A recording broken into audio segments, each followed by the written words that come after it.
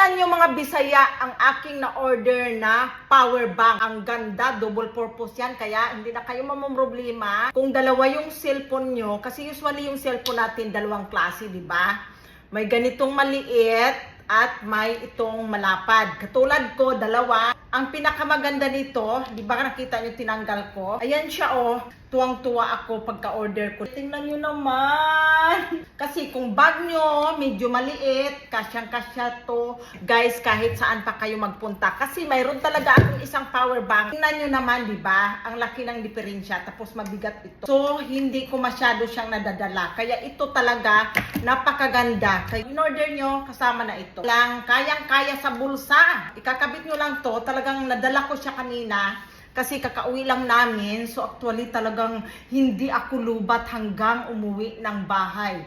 Kasi usually, pag umalis kami ng bahay ni Apam, pag uwi ko, lalo na pag abutin kami ng ilang oras or mga hapon na kami makauwi, mga 2 or 3, lulubat na ako niyan. So, ito talaga ang tamang-tama sa akin, sa ating lahat. Sobra siyang convenient para sa atin dahil kahit saan pwede mo siyang dalhin. Kaya talagang hindi na ako mag-worry guys sa aking pagcha-charge. Kaya kung ako sa inyo, click nyo na ang yellow basket para maka-order na kayo. Pumili lang kayo kung anong gusto nyong kulay. Kasi sa akin, ito yung purple na pinili ko. Basta pag-click nyo ng yellow basket, makikita nyo na ang iba-ibang kulay. Ano pa hinihintay nyo? Click the yellow basket under my name.